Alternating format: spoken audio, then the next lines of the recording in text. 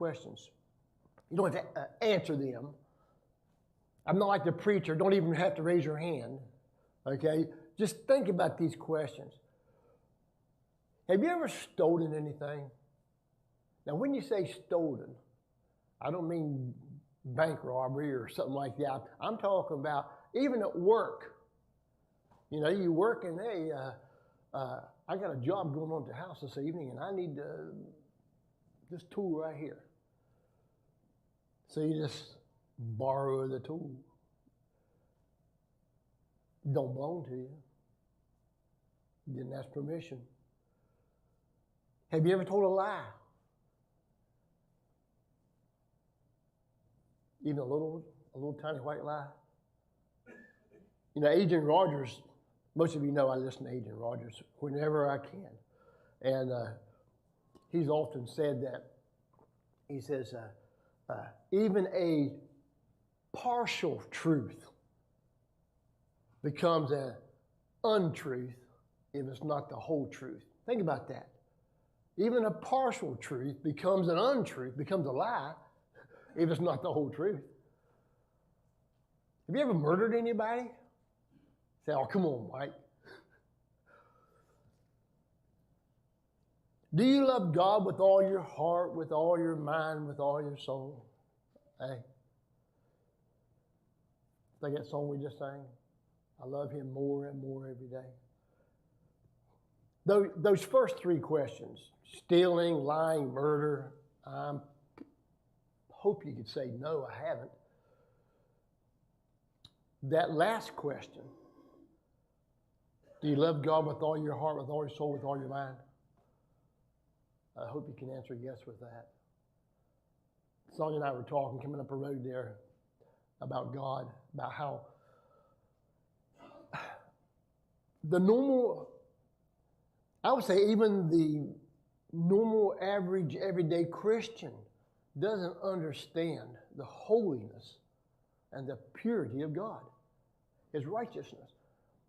I mean, we can say, oh, yeah, he's holy, he's righteous, he's pure. But can we really grasp that in our little old human mind? I don't think so. Those questions I ask, did you lie, steal, murder, love God with all your heart and everything? You say, I've kept the 10 Commandments. I haven't murdered anybody, I haven't steal, I haven't told a lie. That's probably a lie there when you say I haven't told a lie. In James chapter 2, you don't have to turn there, I'm going to read it to you. James says this, for whosoever shall keep the whole law and yet offend in one, he's guilty of all of them. Say, I haven't murdered anybody. I haven't stolen anything, didn't belong to me.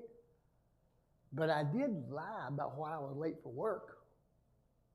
Well, then I'm guilty of murder and I'm guilty of stealing. Hey, James says that. So you may not have done some of the worst, violated some of the worst laws, commandments. But if you've done one, according to James, you're guilty of them all. Billy Graham is being interviewed one time. We all know who Billy Graham is. He was being interviewed one time, and the interviewer, the broadcaster, the reporter, asked him, he said, have you ever broken any of the commandments in the Bible? And Billy Graham says, I'm guilty of them all. And this reporter goes, wait a minute, you're Billy Graham. You know, it shocked him. He said, I'm sure you're not a murderer.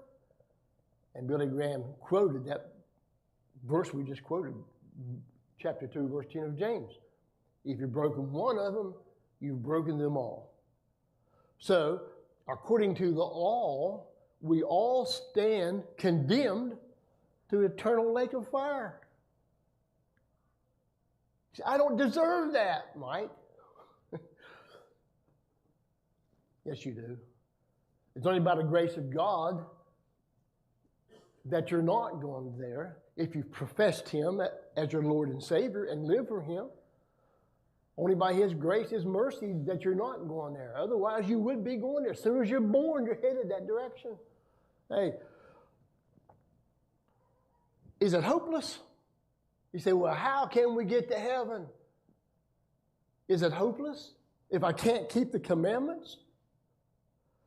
Does keeping the commandments get you into heaven? No. Hey, in Matthew chapter 5, verse 17, might as well go ahead and turn to the book of Matthew. We're going to look at it here in a minute. But in Matthew chapter 5, verse 17, Jesus says this. He says, think not that I have come to destroy the law or the prophets. I have not come to destroy, but to fulfill. So, you can't, you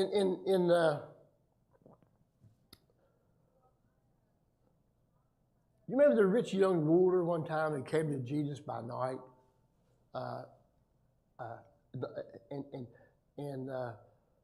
Jesus asked him, he says, he asked Jesus, what do I need to do to get into heaven? And Jesus gave him some things there, and he said, have you kept all the commandments? And this rich young ruler says, yes, from the day I was born, he said, I've kept all the commandments. And what did Jesus say to him? That's not enough. So is keeping the commandments enough? Evidently not. Now, when we're saying, have you kept the law? And that rich young ruler said, yeah, from the day I was born. He said, I've kept the law. The law don't get you into heaven. The law just shows you that you're not capable of going to heaven. You can't keep the law. Now, the law we're talking about is the Mosaic law, the law that God gave to Moses when he was on Mount Sinai. We can't read all the laws that the Jews had. You can read about them in the book of Leviticus, and the book of Exodus, and the book of Deuteronomy, all these laws.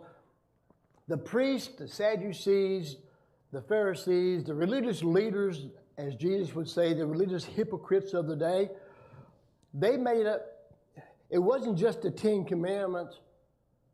They thought, well, those are pretty good, but God didn't go far enough. So we're going to add some more.